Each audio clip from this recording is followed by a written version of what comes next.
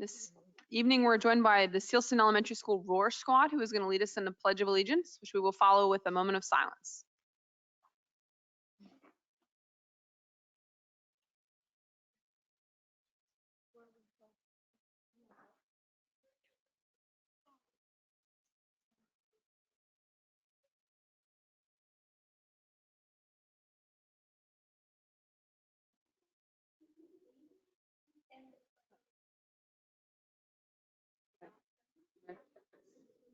Allegiance to the flag, States of America, and to the republic for which it stands, one nation, under God, indivisible, with liberty and justice for all.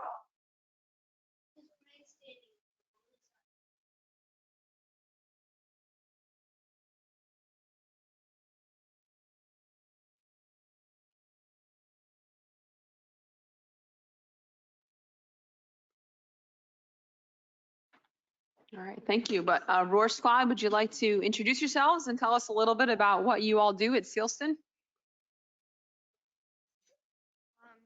You want to pull the mic down? There you go.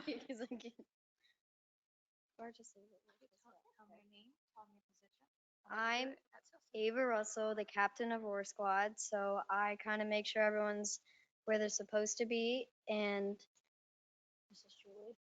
Julie. I'm Julie Julie Modisette, and if Ava needs help with something, I'm third in charge.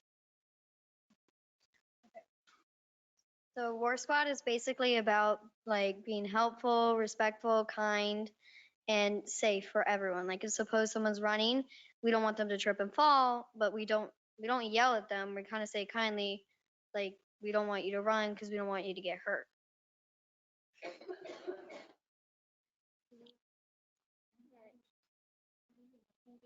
All right, would anyone else like to introduce themselves? I'm Hayden Hall. I'm a patroller in the War Squad. I just make sure nobody's getting hurt or running in the halls and make sure everybody's safe. All right, awesome.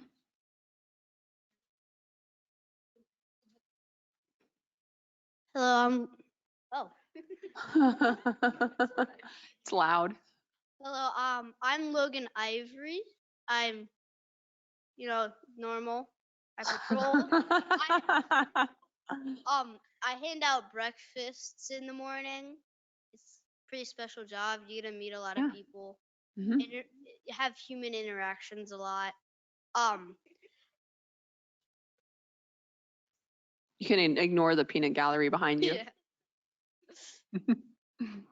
I also do afternoon duties. I go in the gym. That's where we do all the curbside stuff. And I control the computer with the projector attached to it. And the computer just shows everybody the numbers, so everybody has to be looking at the projector. And when they see their number, they walk out the door. All right. Yeah. All right, awesome. I'm Liam Miller, and I help open the library door for all the kids who are walking back and forth through it. And also in the afternoon, I help out for curbside in the gym. Very good. Thank you. I'm Andrew Clark. I do trash duty, so I help pick up trash from the school. And then I have an afternoon job. I'm around the bus loop. All right, good job. I'm Tanner Geary. I do pretty much the same thing that Logan does, which is handing out breakfast, holding open the door for the bus to, and making sure no one's running or gets hurt. Good job.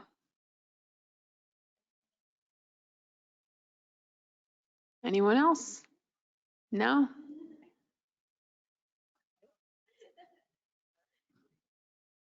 Thank you so much, school board, for inviting us out. This Roar Squad is very special as they take leadership roles in our school. They also end up helping out making those connections with other students, making sure that they're walking in the hallways. I know that a lot of our students end up cleaning up water spills and helping others stay safe. It's been such a rewarding opportunity to be able to put this together. Ms. Payne is also one of our safety patrol coordinators, and we are called the Roar Squad because we are respectful. All right. Thank you so much for having us out. Have a great day, and remember to roar. All right, thank you. All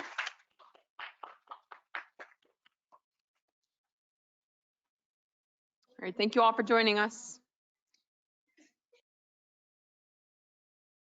Public and employee comment. Ms. Rinko, do we have any public comment? Just one this evening? Do we have the sheet?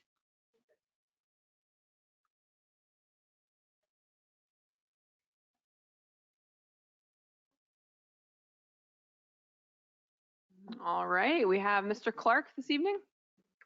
So I'll ask that you please state your name, your relation to the school division, the magisterial district in which you reside, and ask that you limit your comment to 3 minutes. Go ahead. Good evening, Madam Chair, members of the board. My name is Chris Clark. I'm the Director of Parks and Recreation for King George County. I am the parent of one Roar Squad member that was just here in front of you, one middle schooler and 2 high schoolers, as well as a resident of the James Madison District. I come tonight with just 2 updates I thought that the board would be interested in since I was here. First is we've been working very closely with Dr. Boyd and Dr. Nice, the Board of Supervisors, as staff, Parks and Recreation staff, to work on a Safe Routes to School grant. We have submitted that grant to VDOT, and we will hear back from them sometime in early October, which hopefully they will do. It's called a Walkabout Mini Grant. If we're accepted for that, VDOT staff will come and join school staff, which includes Dr. Nice, Senior Deputy Shriver, Ms. Amy Koch from the PTA, and Ms. Peyton Carey from the student population, along with myself and Carrie Barber, who's a member of the George Washington Regional Commission. And they do a study on the school and transportation and trying to figure out ways that we can make the school more walkable and bikeable. One report that I've looked at from last year was 32 pages long. So if we're accepted, we may see some very good information on how we can better improve transportation for King George Middle. That's part of the county's goal, is to make our community more walkable. So that's our first step toward that. The second item is that we are starting the reconstruction of the King George Tennis Center this week. And both Dr. Nice and Mr. Watson have done a good job at getting information out. We've met with Mr. Cliff. But during the time of construction, the ability to walk between King George Middle School and King George High School will be extremely limited and mostly closed because of the equipment that will be there. So they've sent information out to their student bodies and their parents, but we just wanted to make sure that you all were aware. And if there are any questions about that construction that come up, please forward them to me, and I will be happy to address them with the community. Thank you. Okay, thank you, Mr. Clark. Mr. Vance, do we have anyone online? No. All right. All right, we will move on to changes to the agenda, if there are any this evening. No? All right. Moving to our presentation this evening. Dr. Boyd, the ESSER funds.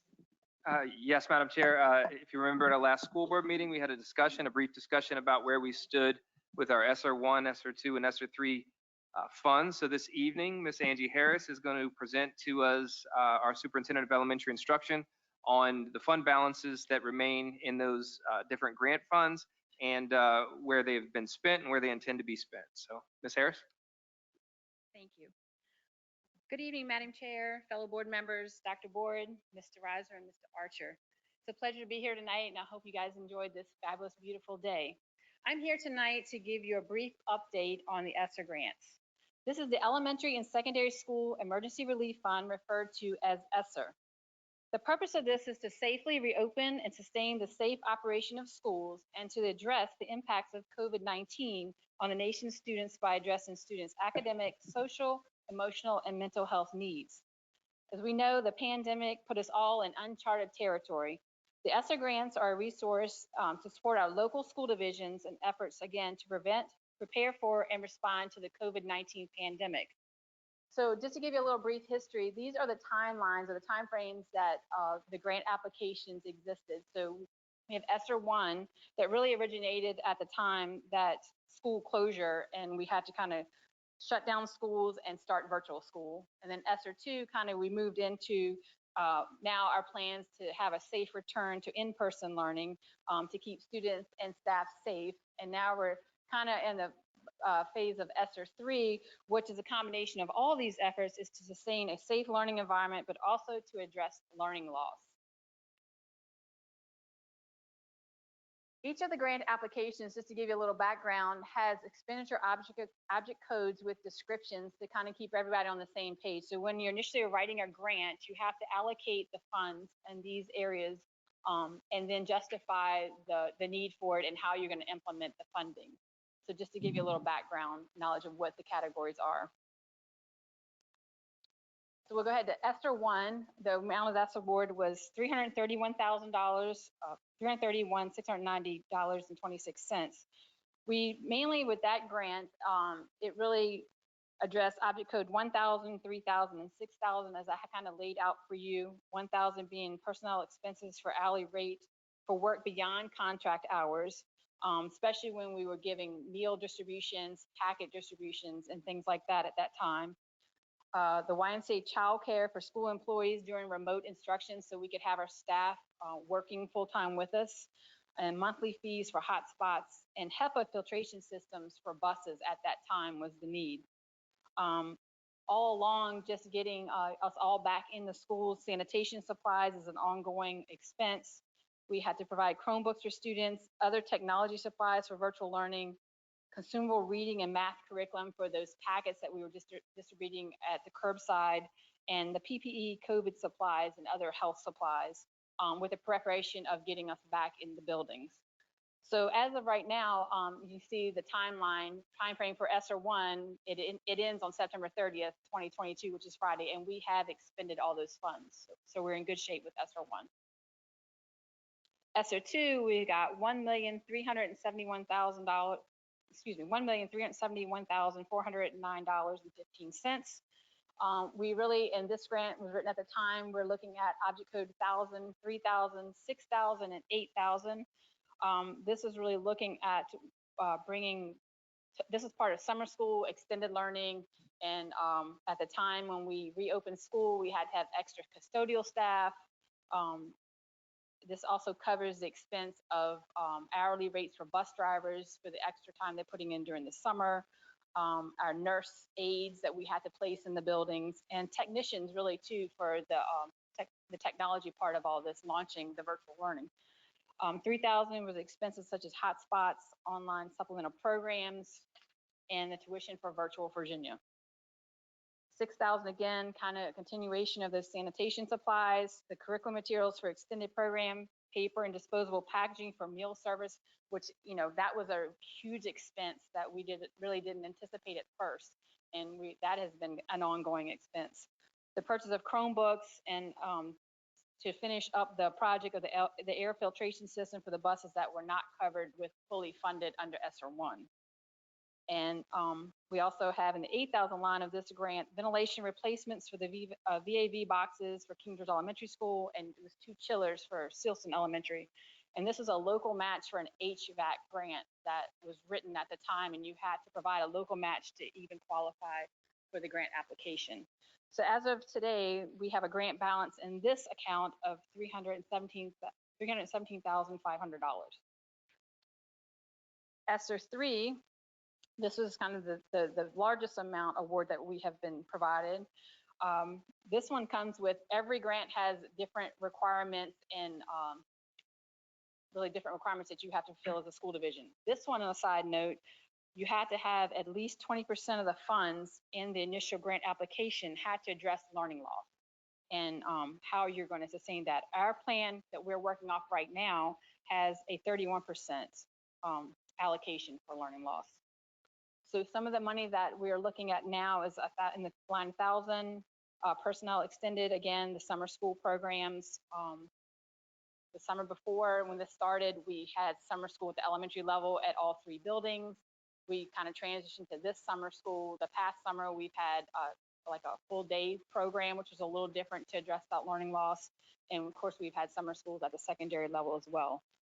Again, nurse aides, part of that was to help the nurses with all the COVID, just the pandemic, kids going in quarantine, all that calling that we remember all those. Seems like, you know, a long time ago, but it wasn't that long ago. Line 3000, again, instructional software, use of consultants to support specially designed instruction and behavioral supports for students with disabilities. That's part of the grant, technology hotspot fees and virtual meeting fees. And again, 6,000 is that ongoing paper and disposable packaging for student meals. Again, curriculum materials that we may need, the summer school program, any pretty much technology expenses such as repairs for the damaged devices, hardware for wireless network upgrade, to support additional Chromebooks, laptops, and replacement of these HEPA filters now that they're kind of cycled through and now they need to be replaced. So as of June 30th, we haven't, this is the last update I have, and I know Ms. Williams is in the process now of getting reimbursements. So I could give you I'm not sure Dr. Boyd could give a better indicator of where the money is. But as of June 30th, we have $2,723,563.54. So with all that said, I know that was a kind of a brief snapshot, but this is a fluid grant source that recognizes the needs that can change as schools navigate through the pandemic. So just to give you a little background, a lot of thought and collaboration does go into the initial application of the grant. And then once it is approved, we can make revisions to the grant to meet our needs as they change as we go through this pandemic process of trying to ensure that we have safe schools. And every grant, once you do a revision, has to be approved by the state. So that's kind of where we're at now. Do you have any questions or any concerns? Thank you, Ms. Harris. Are there any questions?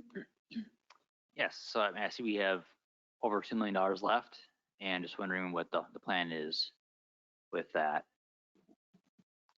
And I guess I'll just add on. So I think, how's this work so far? Has it been approved by the board in increments as you want to spend on different things, or was there a pretty big approval already that you're just going off of still? Well, when you write the grant, to be honest with you, you don't really know the funding that is going to come with it. So once we are awarded the allotment of money, usually you have to do sign up. Yes, the board does.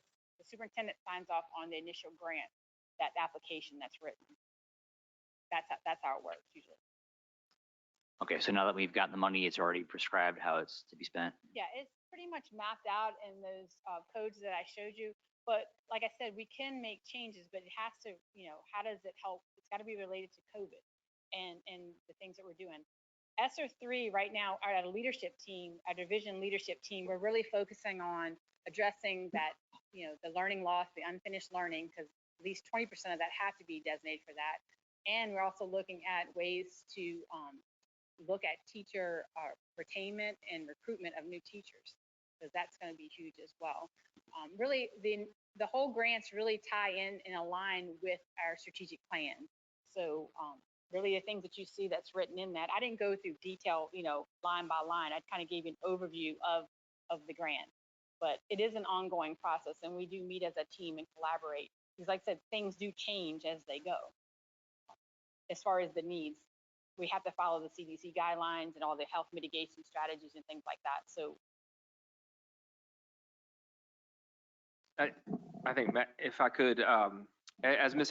Harris has pointed out very well, when we initially applied for the funds, we had certain visions, certain things in mind as far as the way to allocate funds for the grant. But as we've all experienced learning loss and kids coming back to school with different needs and things of that nature, we're beginning to really dive in to see a little deeper what it is we need to focus that money on. I think, as Angie pointed out, the strategic plan is an excellent guide to use moving forward on how to allocate some of those funds.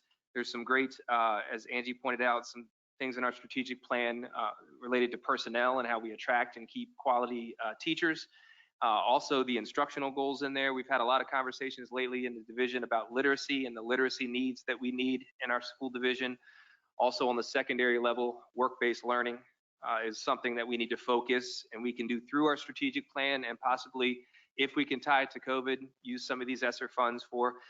There's a lot of ways, I think, to get creative in talking with other superintendents in our region as to how they've done it.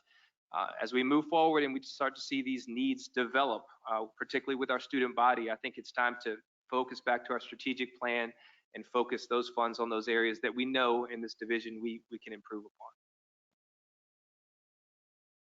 It's interesting you mentioned work-based learning. So how does ESSER money end up there? Is that more detailed than? So we got to get creative. And like I said, there's a number of ways right now where we can take a look at how that money ties to lost learning or work-based experiences that student could have had or should have had when we were on virtual instruction, and ways that we can grow that program to address learning loss that occurred while students were unable to access work-based experiences. So we could grow it in that way. Like I said, a lot of superintendents across our region are trying to figure out creative ways, and I think the State Department is also listening to more creative ways as the needs develop in very different and creative ways as well. So if anybody has any ideas, it's certainly something that we want to run forward with. But again, I think if we focus back and take a look at our strategic plan and just listen and learn about the needs that we know exist and we're hearing from our parents and students in the community, I think it could all tie together nicely as we move forward and try to address those needs. All right, any further questions? No? All right, thank you, Dr. Boyd, Ms. Harris. Appreciate the update. All right, next we have our consent agenda this evening. So for consideration, we have the August 8th, 2022 regular meeting minutes. Although there has been an amendment to those in the form, let me pull that one out, of, they were very, basically a couple spelling errors, and that was basically it. Spelling of my name and added a word here and there. They're included in the just have the handouts. Everyone has those handouts? The Yes, highlight, okay. the highlights. Yep, the highlights. Okay. And then also the September 12th meeting minutes for the regular meeting also have a few amendments highlighted again, I believe. Again, they were minor, yeah, spelling of a name, very minor. As well as the meeting minutes from August 22nd, 2022, special meeting at 4:45 p.m. and the September 12th, 2022 special meeting at 3:30 p.m. Would anyone like to make a motion to approve the August, we could split it up, the August 8th, 2022 regular meeting minutes as amended and the September 12th, 2022 regular meeting minutes as amended?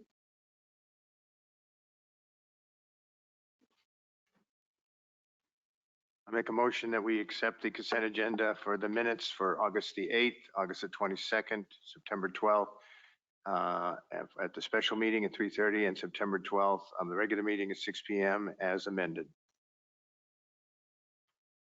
Second. All right, all in favor, say aye. Chair votes aye, motion carries. All right, next we have our action items.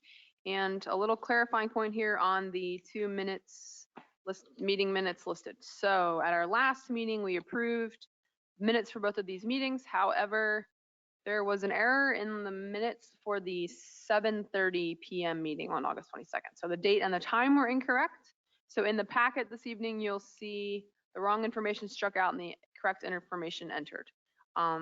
As far as the minutes for August 22nd, 2022, the regular meeting at 6 p.m., those were correct. They were included in the motion. So I would like for us to, would advise us to rescind the previous motion that approved these, and then we will bring them back for consideration to approve in the correct form. That makes sense? Okay. So do we have a motion to rescind the August 22nd, 2022 regular meeting minutes at 6 p.m. and the August 22nd, 2022 special meeting minutes at 7:30 p.m. I move that we rescind the August 22nd regular meeting minutes for 6 p.m. that were previously approved. For both of them? Do it both at once. Okay. As well as rescind the August 22nd special meeting minutes from 7:30 that we approved. All right. Do we have a second? Second. All in favor, say aye. Aye. Motion carries. That motion has been rescinded. Do we have a new motion to approve the amended minutes for August 22nd, 2022 regular and special meetings? Madam Chair, I'll make a motion to amend the August 22nd, 2022 minutes as received. Thank you. Okay. So okay. All in favor, say aye. Aye. Chair votes aye, motion carries. All right. So we will move on to our policy manual updates. All right, so we have reviewed these at the policy manual updates listed at our last meeting. So unless anyone would like to propose any of those be struck from consideration, do we have a motion to approve the policy manual updates? Madam Chair, if I could. Certainly. I know that later on I'm making a proposal talking about the policy about updating everything. And you'll have to forgive me, but I actually used the current action updating for these manuals in my presentation, which I won't need to say anything, but I have a handout that has to do with the action items for updating our policies. I think that we'll point out, and I'm not going to be against, but I think it's everybody good to see each one of these as to what is from Virginia Code and what is primarily not from Virginia Code. So if I can hand these out, and they're simply the action items here. Okay, are you proposing we discuss them further, or you're handing them out because they pertain to these policies and we're going to talk about them later? Well, I'm going to go through all of them again then. I suggest we go through them once, because I'm going to go through every one of them then. If you want to wait for my discussion, I'm going to go through all of them again. So I thought we were going to discuss this for moving forward, but not with an intent to revisit all of these that we discussed at the last meeting. I am going to revisit all of them. Okay, so then why do you want to pull them off of the action items and bring them back as a part of the I'll policy tell you manual? what, why don't we, just a suggestion, if you don't mind, let me make a point and go to the discussion item about the policy of how we look at in the discussion item, and I'll only use 3 or 4 of them, and then we can go to the updates. Can we wait and do that under our discussion items so that we can cover the other topics in case? As long as you'll be with me, I'm going to go through every one of them that's on the action items, yeah. I'm going to go Yeah. through every one of the updates. I understand. I'm just, if we're going to re-deliberate as a part of the conversation about the policy manual update process, which is the last discussion item, I'm simply proposing that we address it all then. We can approve them at that time, so that if folks don't want to stick around for that, So you're saying we're still going to approve them now? no, Okay. we'll move them to discussion. They were already in the action item, and we can, if we decide to approve them at that time, all we can do so. Does that work? Would you clarify? Yeah. We're going to move action item B, policy manual updates, to be included in the discussion item E, policy manual update process. Okay. All right. We can approve Got it. them at that time. Got it. Does that Okay. work? Thank you. Yes. All right. Moving on to our discussion items. So policy ACR, academic year governor school non-discrimination. Dr. Boyd, let's start that. Yes, Madam Chair. So we had a conversation at our last school board meeting about taking the request from, which was, I believe, originally came through the General Assembly about the non-discrimination clause for governor school admission, and separating that from our non-discrimination policy. So I had drafted a policy ACR, which is a regulation that excludes the non-discrimination clause from our existing non-discrimination clause and creates an academic year governor school non-discrimination clause separate from our non-discrimination clause. That's a lot of non-discriminations, but I hope you follow me on that. Certainly, thank you. Yes.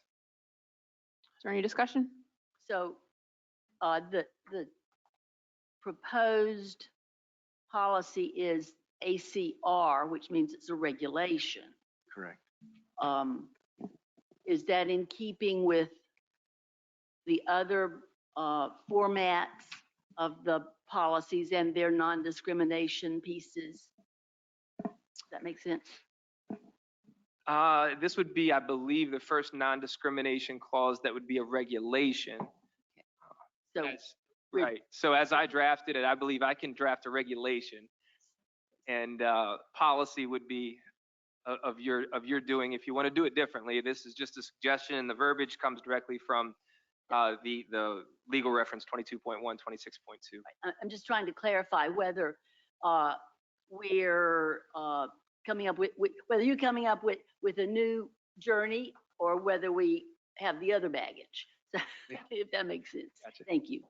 If I can make a statement, in the original update, If we remember, it simply listed this about the admission into the governor's school, non-discrimination, and it listed that as an update for our AC policy, which it was not. It had nothing to do with our AC policy. It was admissions to the governor's school. And so what you're saying fits perfectly, because in the first place, it was not an update of the RAC policy, which when we first given to us, it showed it as an update to the AC policy, and it was not. It was a totally separate issue, and that was part of my issue when I brought it up. So it's complicated because you could probably have put it under the JB, even the student possibly somewhere, but I feel okay about it being a regulation because really it wasn't even presented truly as an update of our non-discrimination policy. It is strictly about governor's school. So I like what you've done. We could have done it under somewhere in the JB as a regulation for the students' policies, but it's fine to put it here too. I actually had a discussion with Ms. Ewing, VSBA today about this. And yeah, so I think it's the VSBA's perspective, and I tend to agree with them on this, that regulations are supposed to come from the superintendent. It's not really something we direct the superintendent to do. So it's more like there's a policy that needs more refinement. And so the superintendent can just go ahead and do that to give direction to his staff to carry out the policy. And so, yeah, I don't think this is consistent with the way we've handled other non-discriminations in the policy. If you look at, we also have more specifics on employment, which is GB, and there's non-discrimination for students, which is JB. Right. But not just regulations underneath AC. So one of my concerns with this thing, when it was first proposed, it was adding a legal reference to AC for the governor's school.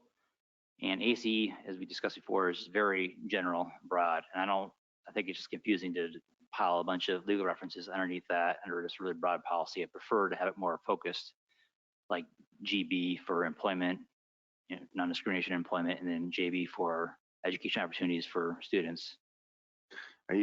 And so to be consistent with that, at least we would make, if we wanted to have more definition, we could do another policy specifically for the governor's school. But something we could also look at too is like the title JB is non-discrimination for educational opportunities for students. And is the governor's school not an educational opportunity for students? And how would that not fall underneath that? Can I respond?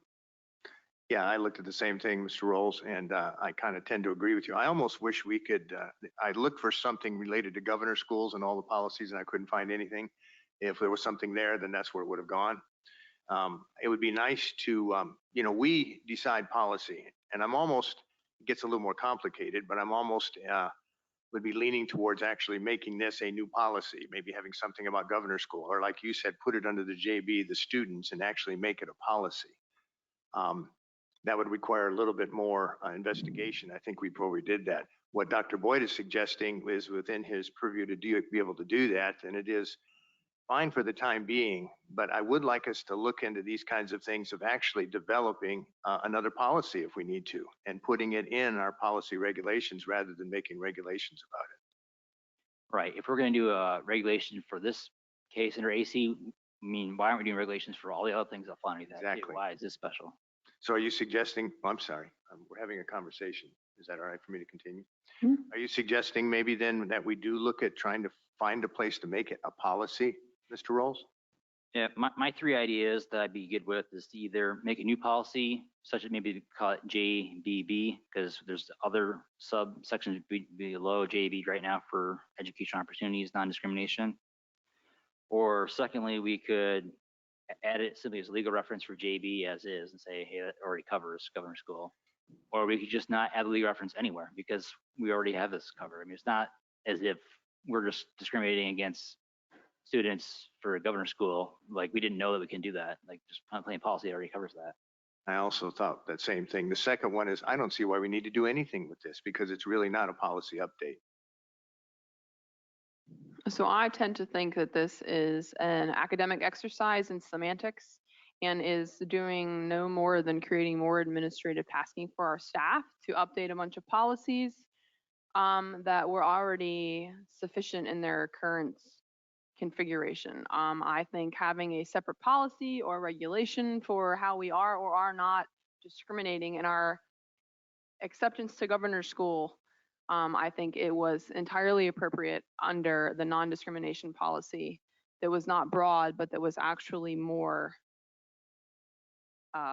descriptive in what we shall not discriminate against in our entire academic, in our, in across the school, right, including governor's school. And so I think this, for a board that has discussed the redundancy of policies and things being, and board policies and norms and bylaws and being redundant, to me, this is the epitome of redundancy, having a separate non-discrimination policy for our governor's school, which are still our students that should fall under our non-discrimination policy. So that's my opinion. Madam Chair, I totally agree. So we should do nothing with this update. I agree with you 100%. So there's no reason to have a policy update because we don't have a policy about this anyway, and it falls into our regular non-discrimination policy. So what are we updating? So I agree with you 100%. So we should do nothing with this because we don't need to. So you mean you don't want to see the legal this came out of not wanting this legal reference under the non-discrimination policy, correct? It doesn't fit the legal reference. It does, because it's a non-discrimination policy. So it falls, which was the result of the House or whichever bill that was passed in the General Assembly with regards to governor's school. So it still fell under the non-discrimination policy, even though it was redundant. So I don't see why we're having this exercise when we could have left the reference in the non-discrimination policy. It doesn't fit, ma'am. I think we've explained it. I hear what you're saying, and I respect that.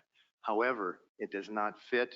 It is not an update. It is a new policy. If you want to make a new policy, fine. Because in most of these updates, we have a current policy that they want to update. We have no policy about entering the governor's school.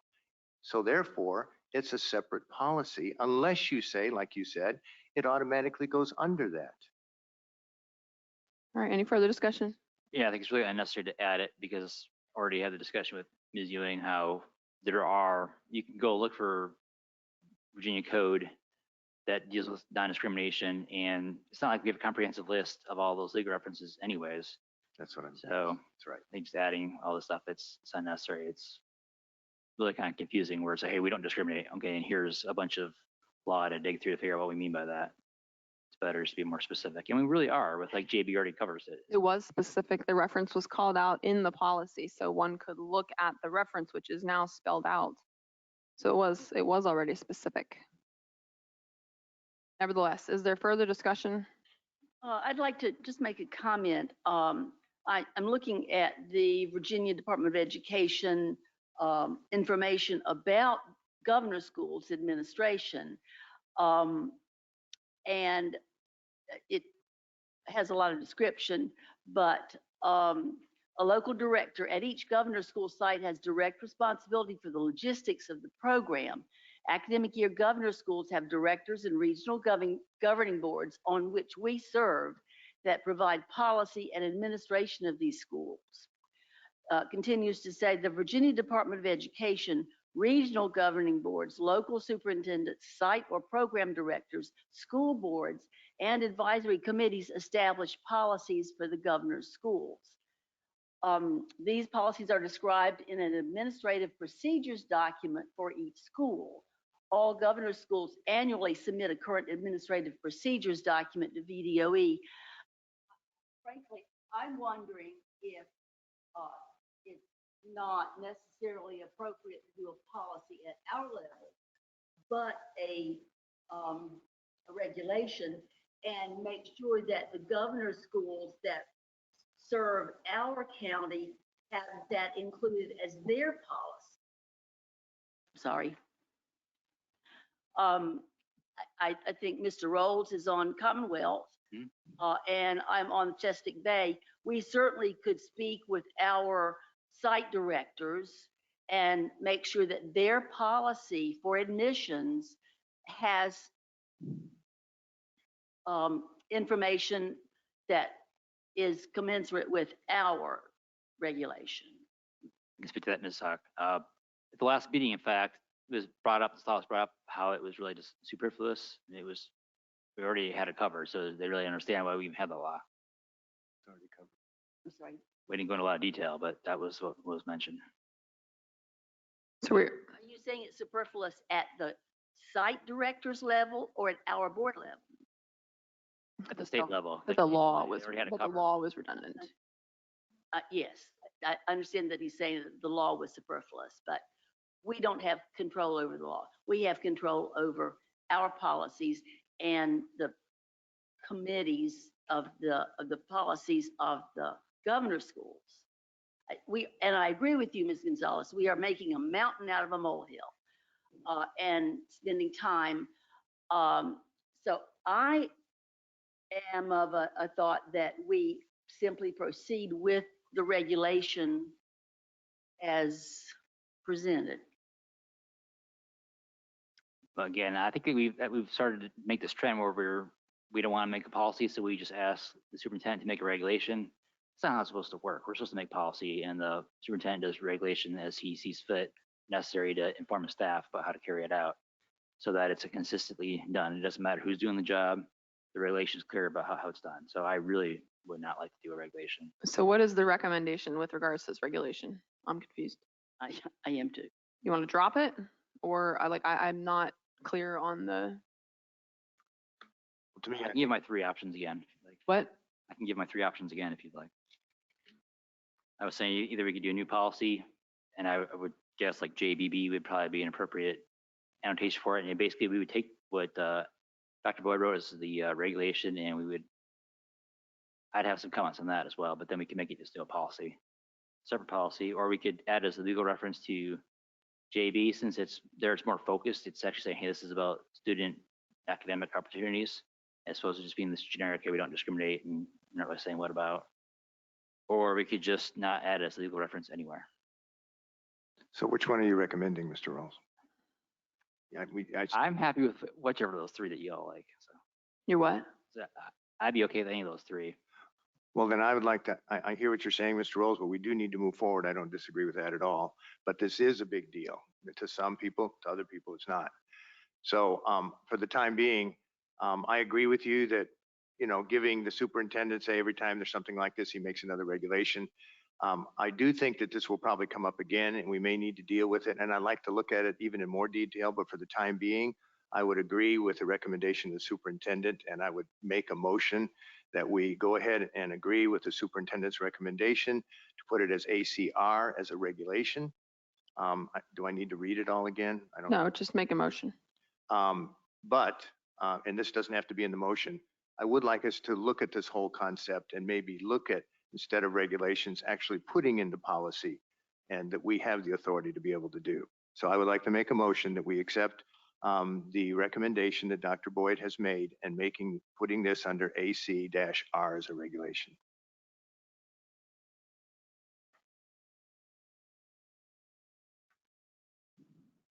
Is the motion going to die for lack of a second? I'll second. All right. All in favor, say aye. Well, there's a discussion. Further, I thought we discussed. All right, further discussion? Okay, yes, say again, I don't like to, we should keep doing something, it becomes a habit, and I think setting the trend of the regulations when we should do policies is a bad precedent to keep setting. Mr. Rolls, would you be, I'm sorry, Madam Chair. Mr. Rolls, would you be happy if we revisited this in, say, the beginning of next year sometime? Especially with this policy and then also the concept of regulations. I think we definitely have a discussion of our process for creating Okay, policy. good. Get more comfortable with that, not so that we're not Good idea. Madam Chair, hesitant to do it. would you mind putting that as a discussion item at the beginning of next year? Sure. All right, thank you. All right, any further discussion?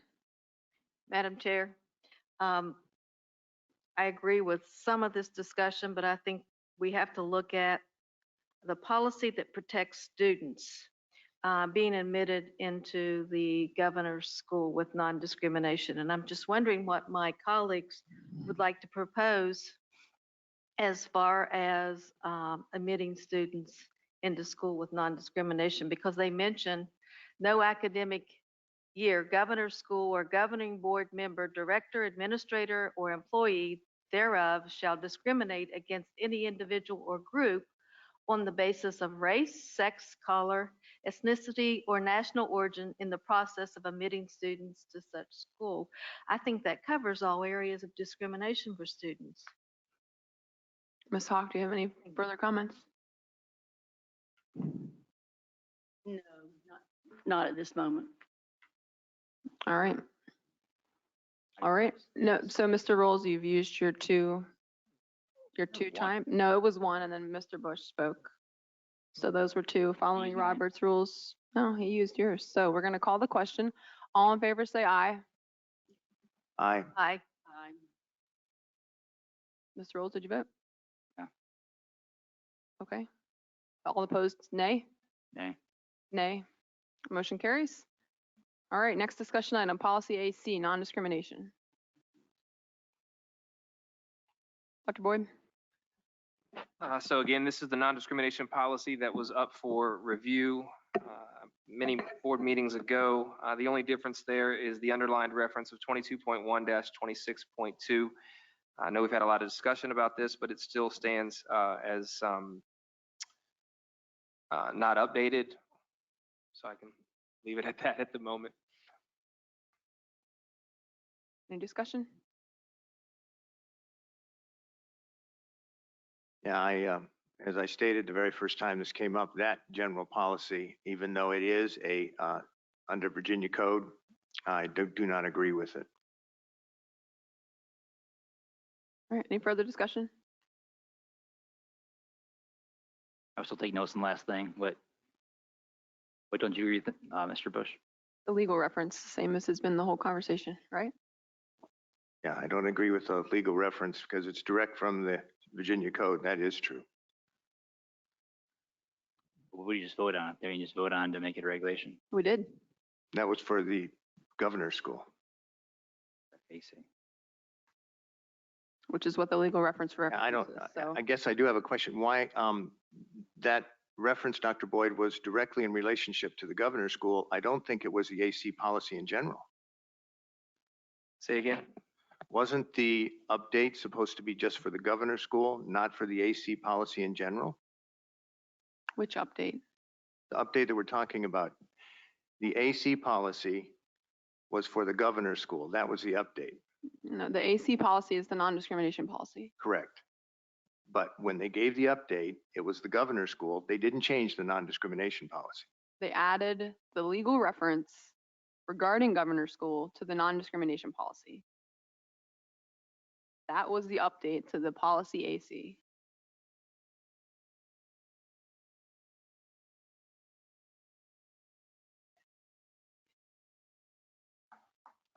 I just think we already dealt with that. We did, so Would you like it's to still, reconsider that? Would you like to reconsider voting for the ACA-R? As compared to making a new policy, you mean? Or any of the options that we discussed? Or just not having legal reference?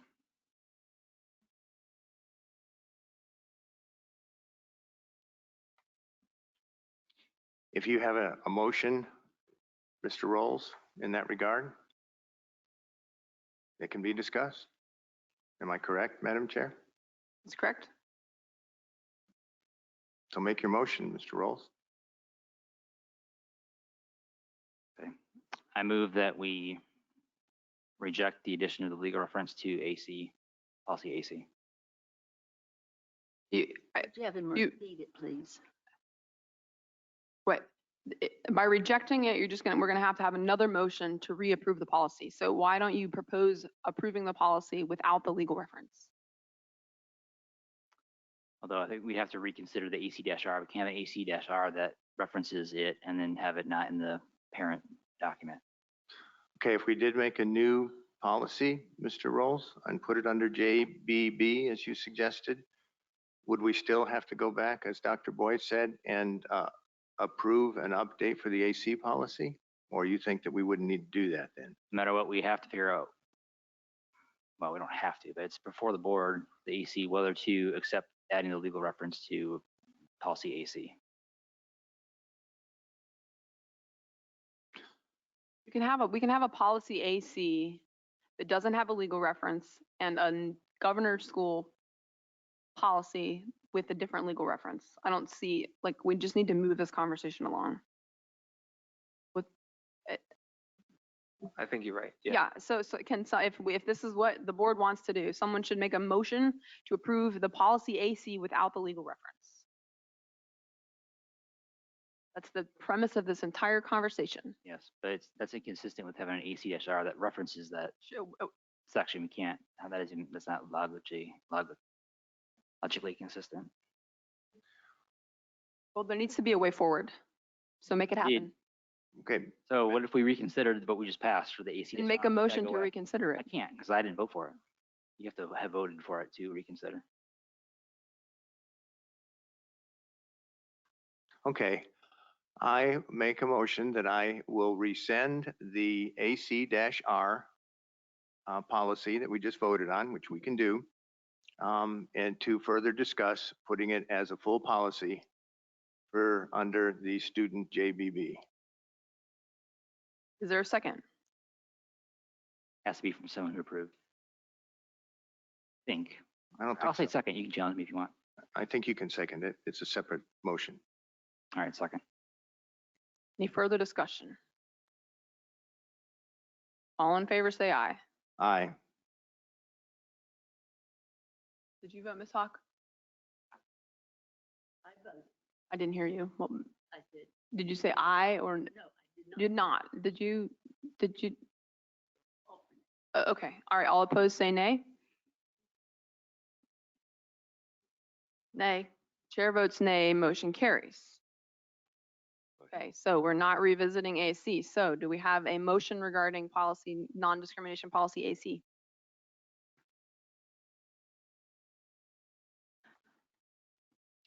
All right, I move that we approve policy AC, our non-discrimination policy, without the legal reference 22.1-26.2. Is there a second? Second. Any further discussion? All in favor, say aye. Aye. Aye. Chair votes aye, motion carries.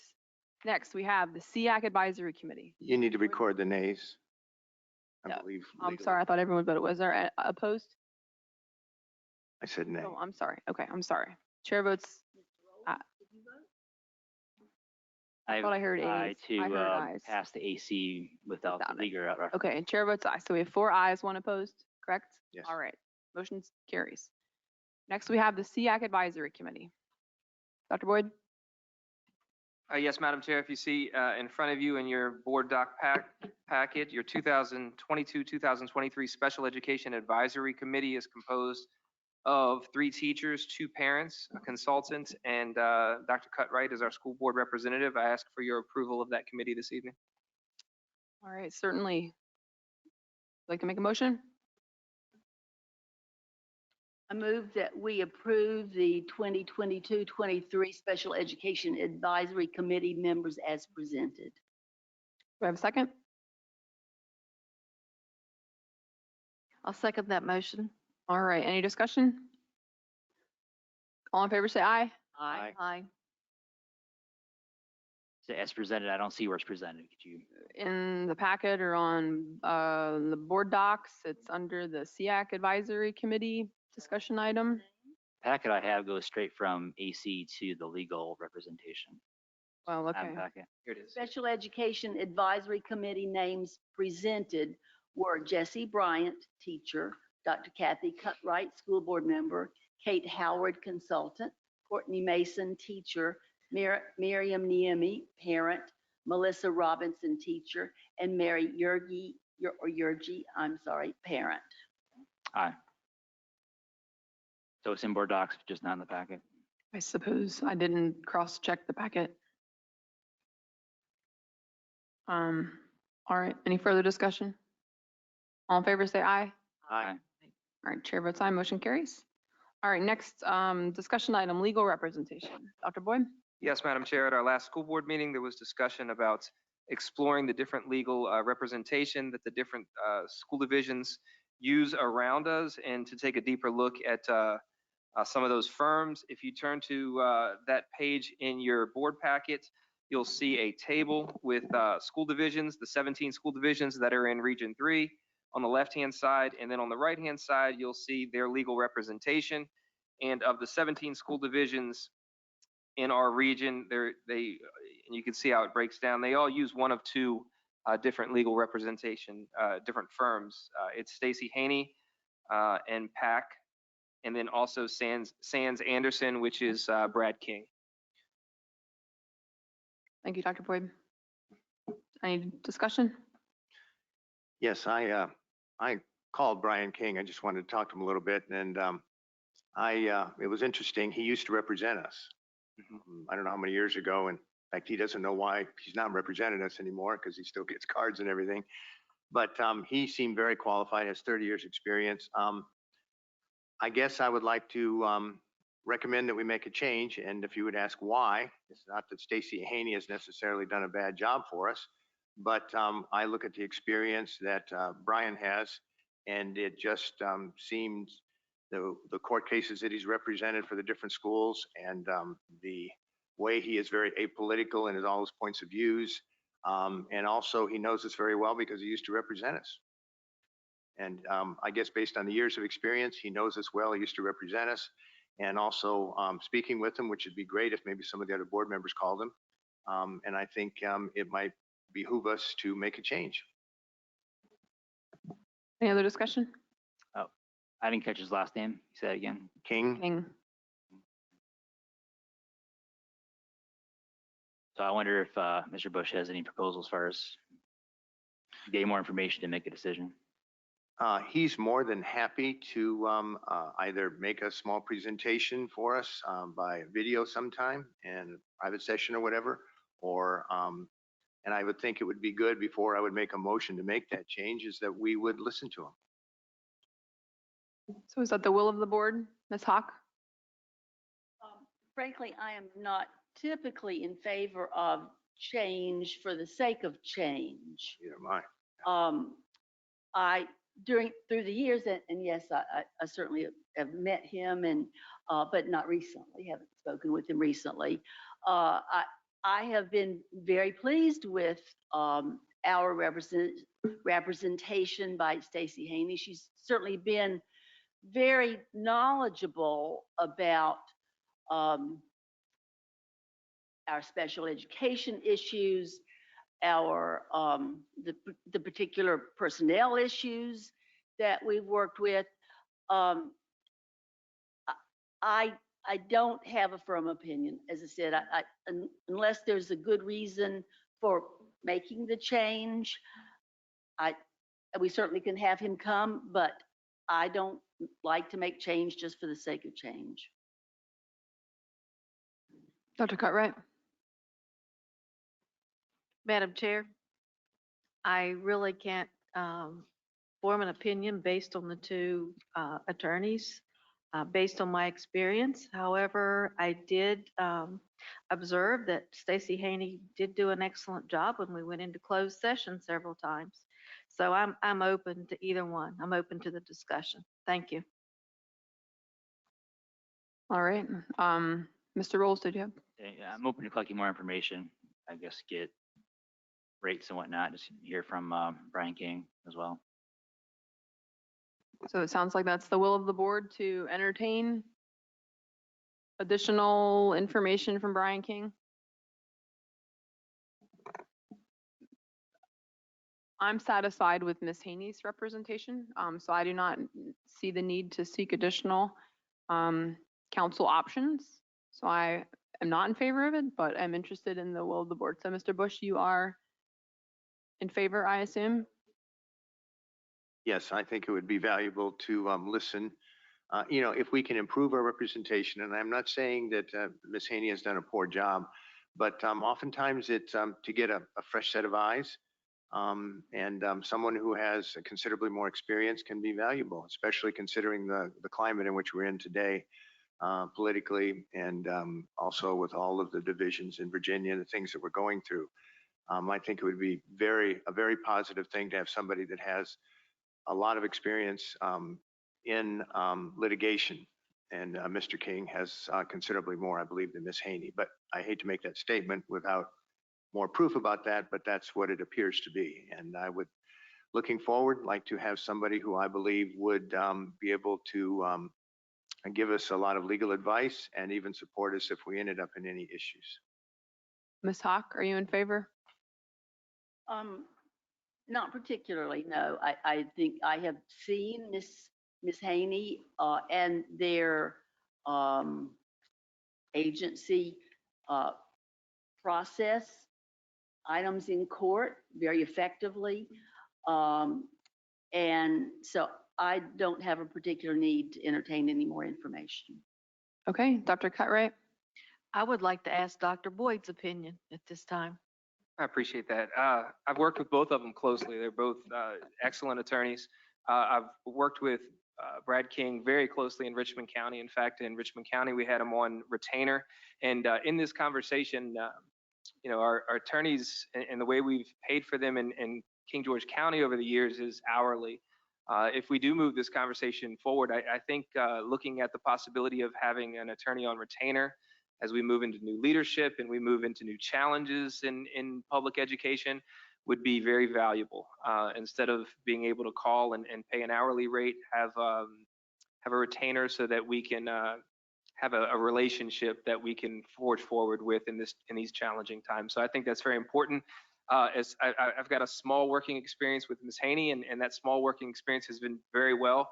My time with Brad King has been much more extensive and have always been very, very impressed with the work he's done in the past. Always felt very confident in making decisions after speaking with him. All right. So Dr. Cartwright, are you in favor? Yes. Okay, Mr. Rolls? Yes.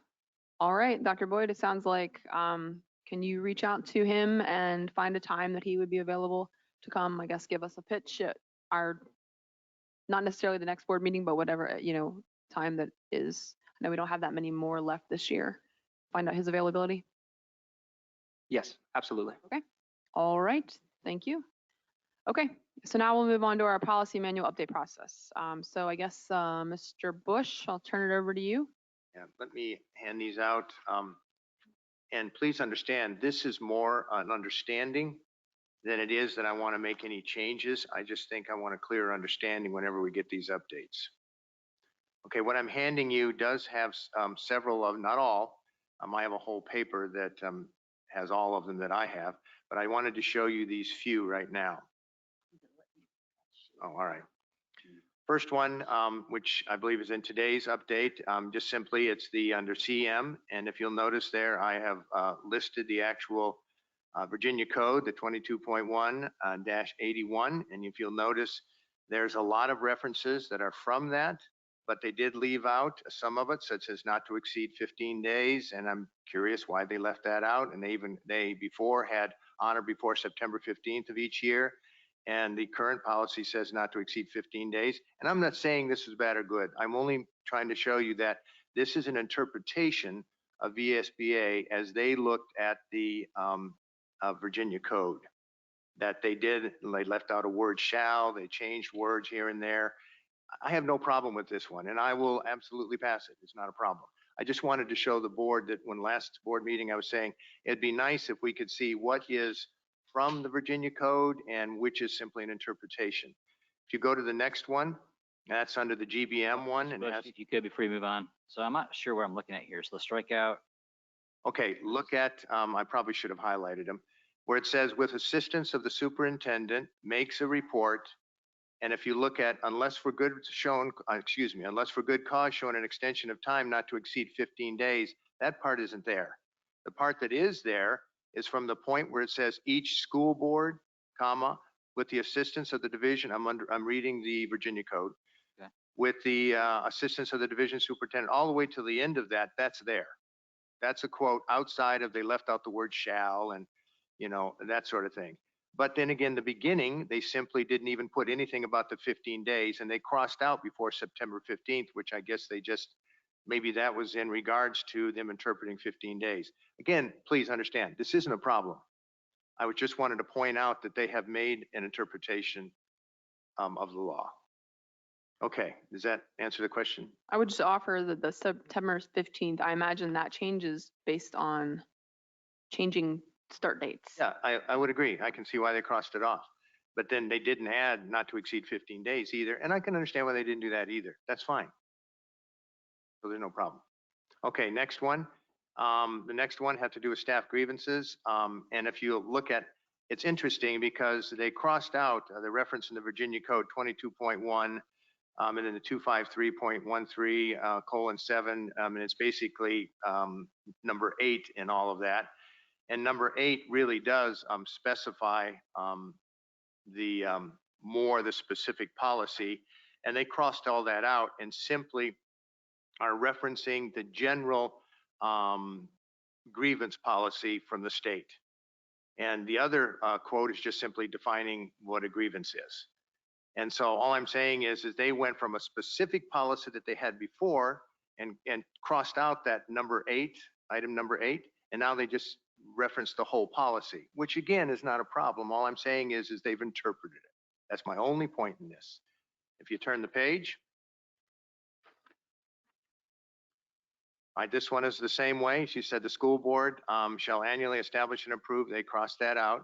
And then it says establishes and approves. Those things, again, it's interpreted. And it also is, there's nothing about salaries in everything that they interpreted. This is simply say that we have the authority and the superintendent has the authority to determine salaries, which I totally agree with. There's no problem with that. But they're making references to laws that have nothing to do with salaries. That's my only point. They interpreted all of this, and I'll approve this. This is no problem. But it's an interpretation of the law. Okay, next one, and here's an example of an exact quote. And which I wanted to give, since I've told the opposite, let me give an exact quote. This has to do with and this was not in this week's, by the way, this was in a past week's, but I wanted to find something that showed that they used the exact Virginia code. This is personnel training of viral infections. And if you look at what the update was, and this is from last month or month before, and you'll turn the page and the highlighted on the back, it's the exact quote from the Virginia code. So this would be one, it literally is a quote from the Virginia code. And I appreciate that, because now I know this is no interpretation. This is the exact quote. That's all, Madam Chair. Unless there's questions. I guess, what's your proposal?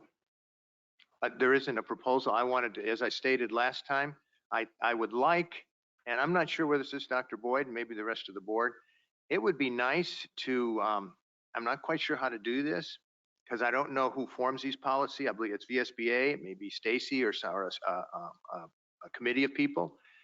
It would be nice to somehow know which are directly from Virginia code and which are not.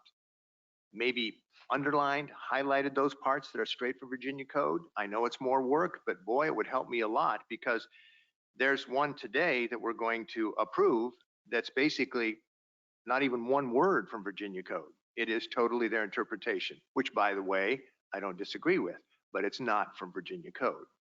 So it would be nice to know somehow through a highlighted or quotation marks, what is directly from the Virginia code, the legal references that they show at the bottom of every update. What are from those references and what are not? So I guess it's a question is, can we somehow identify with that? Or do we have to look up, do I need to look up the Virginia code every time? So I would like to say that I think if the question, I think that's a fair question for Ms. Ewing, right? If that's something that could be provided when the policy updates are submitted to us. I am not in favor of having our staff do this homework and present it to us. So if I think if board members want additional information, the information is available to us and we are able to do that homework such as you did that helped you inform your decision regarding the policies. But I'm not in favor of having this ARCH staff, Dr. Boyd or others, do the additional work that we can do. Let me ask a question. Do all of you, when you look at the updates, do you all look at the Virginia code legal references? I'm just curious. Depends. Yeah. Sometimes. Sometimes, yeah. That's why I was Look too. at the explanation of revisions, and then if there's still questions, then yes. Pardon? Yep. Let's look at the explanation of revisions, and if there's still questions, then yes. Okay. Most of these revisions came from school law and court cases, so that's what I take into consideration as well. So. Yeah, and I did look at all those too. I have a whole list of those too. And some of them did. You have a good point, Ms. Cartwright, and you're right. A few of them did. In fact, one of them, as I look farther into things, they go back to a Supreme Court from a case of 1930, which is, we would not vote for that. But those are the kinds of things sometimes. So I agree with you. Sometimes they come out of court cases, which Miss Ewing, being a lawyer, would be the one to be able to figure that out. And she wouldn't have listed those court cases.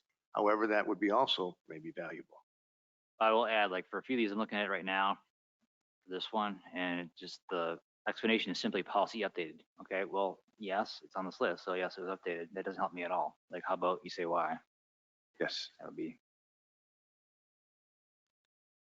All right, maybe at some future time, if it's all right with the board, maybe if they don't mind having a discussion with Ms. Haney, if there's any way that she might be able to do some of this to somehow show what's directly from the code. So Miss Haney or Miss Ewing? I'm sorry. Yes, it does sound expensive. So who were you suggesting? Elizabeth Ewing. Sorry, I am sorry. And the wrong name. Elizabeth Ewing, my fault. Yes, I'm sorry. I didn't mean Elizabeth. I don't think would cost as much. You're right. So I would suggest if you were, I mean, anyone is welcome to contact Miss Ewing. I know a number of us have done that on occasions, right? And ask if that's something, because she provides those updates, not just to us, right? But to all that subscribe to policy services, correct? Correct. So it would not, unless, I guess, Dr. Boyd, do you have an opinion? It seems like something that a board member could query her on and see what she thinks. I'm happy to work at the disposal of the board. Whatever you need me to do, I'd be happy to do. I know that Ms. Ewing would be happy to also share whatever updates and policy recommendations that are available to. I can't speak for her, but in my experience in reviewing policies, that's, I think, typically her in her wheelhouse. Then if it's all right with the board, I will contact Ms. Ewing and just talk to her and see if there's any way to do this. It would help me. Certainly. Thank you. Okay. All right. So following that, so we do have our policy manual updates then to approve this evening. So if we look back at our action items, policy manual updates, do we have a motion to approve the policy manual updates listed? Madam Chair, I would like to make a motion to update the policy manual updates, CM, Approve the policy manual updates. the approve of manual updates. Can we list them? Just say as presented. As presented. All right. Do we have a second? Second. Any further Wait, discussion? we're not going to go through them? Well, we reviewed them last time. Yes. You want us to just read them off? Like, what do you want to do?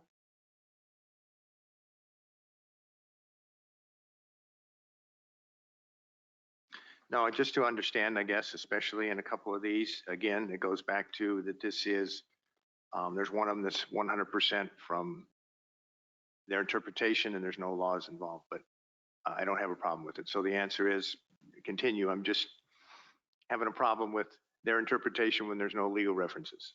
Okay, so I would just again reiterate, right, that's why they're on discussion. We have an opportunity to consider them before they return to us for action. So, okay. All right, all in favor say aye. Aye. Chair votes aye, motion carries. All right, our information items this evening. Do we have any committee reports? Mr. Bush? No. Ms. Hawk? No, thank you. Dr. Cutright? No, thank you. Mr. Rolls? Yes, I have two on my page. So first had the governor's school last week, or week before rather, and not a lot there other than we reviewed the draft budget for next year. And as I mentioned, that there was a brief mention of the law with respect to the governor's school and saying how they're not really sure why we even had that. And did hear that positive note that the Commonwealth Governor's School AP test scores were above the global average for every test for the first time. But unfortunately, can't really speak specifically to the King George test scores because the College Board managed to lose all the students' scores. Well, it worked out like where I think you do one sheet where it's the open answer and there's another one for multiple choice, and they lost one or the other. So they had half of them, and they're like, "Oh, sorry. We'll either give you an estimated score, we'll give you your money back, or you just got to take it again." So kind of a bum deal for all the students. We'll experience that evidently. Yeah, so that was CGS. And then we had the CTE meeting this last week.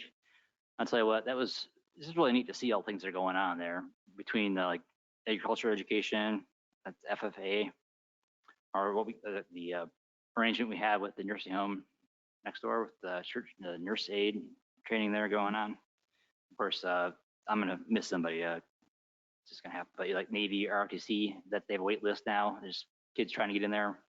So as soon as somebody drops out, we got new ones going in. It's a very popular program right now. So yeah, I think some good points were made there about our CE program and some things they're trying to do right now. First of all, I mean, obviously we think about, well, about half our students don't go to college. I mean, that's what we think benefits from CTE, which is true. But then also add that there's benefit for everybody, whether you go to college or not. I think it's good for everybody to know that your food isn't just groceries doesn't just come from the grocery store. You know that you can plant those things, have some basic skills. It's broadening to learn about lots of different areas. You know, carpentry, maybe a little metalworking. And so I'll tell like a personal experience for me. Going to college, I was there on the skydiving team, and I'm not even kidding. I was so skinny back then. I jumped out of the plane and I didn't fall fast enough. My colleagues would be like, the teammates were falling, and they're looking at where's rolls. I'm up above. I'm like floating. So the suggestion was maybe you need to get a lead vest. So I had to go home though and talk to my mother about, okay, how do you sew, like, and get some tips from her. I didn't get to doing that in school. But it turns out sewing's really fun. I got to sit and make a lead vest and help me fall a bit faster. But maybe if I had a little bit of exposure to that, you know, or welding or something else in high school, who knows what I would have really enjoyed. And just having these tips, like for no one thing's gonna come in handy. Yeah, I worry that some of these skills are atrophying. You know, my mom's pretty good at this stuff, and I know her sister made her own prom dress, for instance, in high school. I don't think that happens too much anymore. But, so there's that. And then also a big initiative we're doing right now is the work-based learning, kind of like what Dr. Boyd mentioned earlier, where we're trying to do a lot more of that.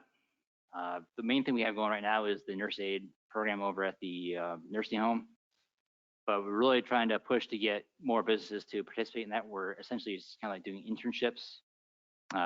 Ms. Hill did a great job presenting on this. I'm going to leave a lot out, so this is just the short version. But long story short, our CTE courses are pretty popular, so our CTE instructors are pretty heavily tasked right now, a lot of them going without planning periods. And I guess they all also have to head up the CTESO organizations, it's career technical student organizations. So to ask them to try and find businesses to work with us and to fill out paperwork to make that happen is kind of over the top. Which I think underscores the need to get that CTE coordinator position filled that we've been putting out for the last 4 years or more. And it makes me also wonder about, you know, this could be real economic benefit to the community, having students that they can train up in these areas and get some cheap labor as well in the process. It's win-win. The students learn something and then they get some help at the business. So I don't know if there's some creative ways to fund that where the business could help, but it's something I think would be good for us to think about. I don't know how we're going to fund that, but really need to think about how to find a way. So that's all I have. So inquiring minds want to know, were you able to successfully sew a lead vest to increase your terminal velocity? It was it's like a carpenter vest. You know, you put nails in. So Yeah. I got that and I got lead shot and just sewed some pockets in it too. Yes. Nice, and you fell faster? Yes, so now maybe if I had some sewing training in high school, I would have done a little better. That first iteration, it wasn't super great. I used it for a while, but eventually it just went by the wayside. I figured out how to Nice, bend my body a little bit more and fall faster. that's interesting. I know exactly what chute you used after having made a whole lot of jumps. Some of those you float, some of them you're down like that. They should have given you the old World War II chutes. I got my sewing machine out a couple weeks ago because my 8-year-old wanted to sew his own gun holster for like all his Nerf guns, and I've made enough of them, so he was on his own. So it kind of worked. I'll be glad to help you. Oh, I can. Okay, I'll do that. All right. Okay, I don't have any committee reports, so I am looking forward to our first technology advisory committee meeting tomorrow. So I'll have a report next time. Okay, our superintendent's report. Over to you, Dr. Boyd. Yes, Madam Chair, thank you for the opportunity. It was a great buzz around the school division last week. If you saw, it started, I think, with Potomac Elementary School had a Grandparents' Day, which was amazing. I think they had 550, I heard, grandparents show up, and I heard it was a wonderful experience for everyone that attended. The homecoming week at the high school was fun-filled. Every day, everyone was dressed up in the hallways, a lot of activity going on, and it culminated with a homecoming football game that went very well in our favor, and a homecoming dance on Saturday that was a success as well. We had a great meeting too Thursday that I shared with I think Carrie. We met with a group called C Cubed that's going to work with us to develop some workplace or workforce development skills with our students. We're in the very infancy stages of it, but it's got to focus on cybersecurity and some of the contractors in the community. So it sounds very promising. Ms. Hill and I were both very excited following that meeting. So last week was full of good news and of a lot of excitement in the division. And we've got 2 more weeks before report cards come out and a quarter of the year is over. So very good news coming from my direction. Thank you, Madam Chair. Awesome. Thank you, Dr. Boyd. All right, moving on to our board comments. So our student representatives, over to you. So Jackson, we typically, you're the head of the table, so you're up. What's going on at the high school? Okay. Like Dr. Boyd was saying, last week was Spirit Week, so it was a lot of fun. I'm pleased to report that there was a lot of participation going on.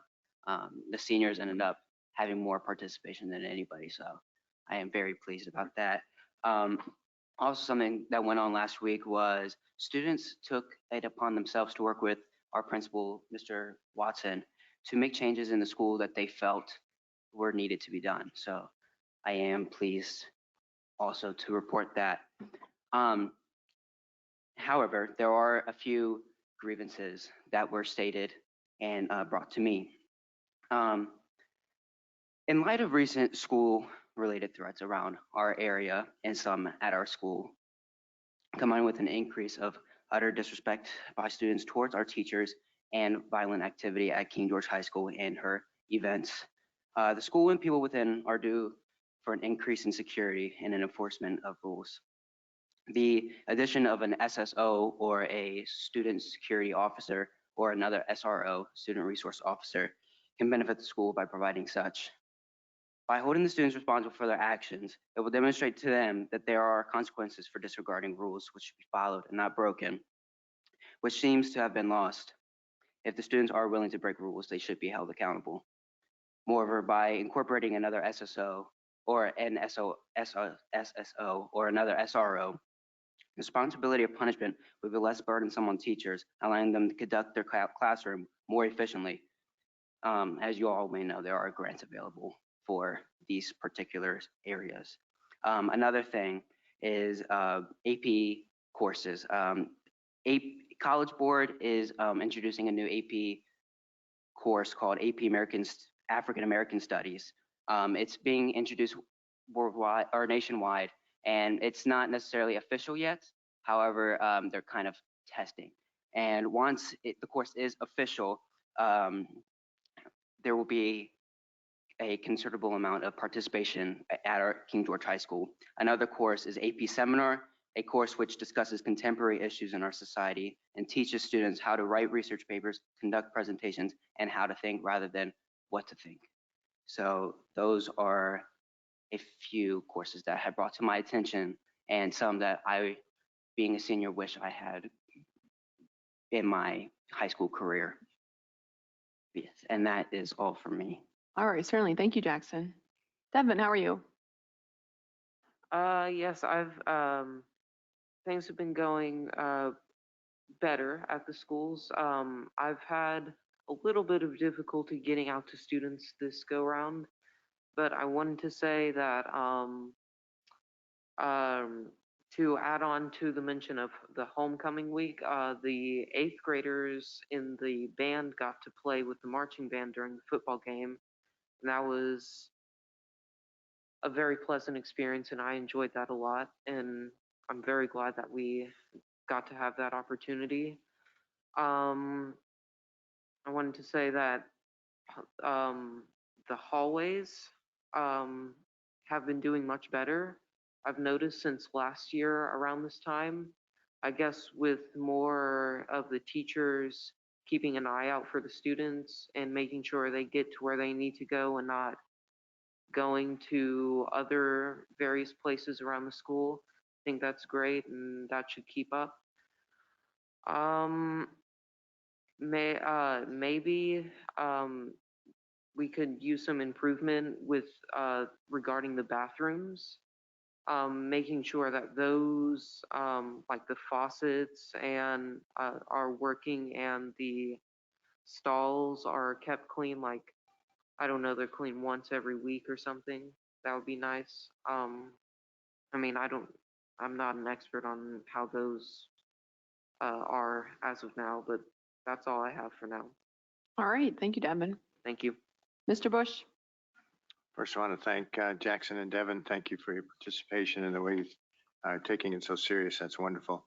Wanted to thank the Sealston Elementary, their Roar Squad, and the way that they conduct themselves here and the way that all the things that they're doing, especially the service and leadership. I mean, and also wanted to thank Mr. Clark as he made comments about Parks and Rec and some of the updates that were going on. I did want to make a mention that I've had some concern from some parents about truancy and the importance that we always contact the parents first if there's any issues going on. And I know that I've spoken with Dr. Boyd and others, and I know that that is, even though it doesn't say, it says we'll use everything available. I don't remember the exact words, but all aspects to find out what happened. And I agree with that. That's wonderful. I just think that the first person in that would be, we need to be the parents. And I know that generally we do that. Also, again, I want to thank Dr. Boyd for his weekly videos that he does, answering all those questions. Those are very, very valuable. And I also enjoyed the homecoming. That was wonderful to be able to see. Boy, it was a sold out crowd at full capacity. And that was wonderful to see that. And overall, I guess from hearing from various people and both students and parents, that things seem to be improving in a very difficult environment. And I attribute that to our staff and to the not just the teachers, but the administration staff and the entire staff, custodian, bus drivers, and everybody. Thank you for all the hard work that they do. Thank you, Mr. Bush. Ms. Hawk?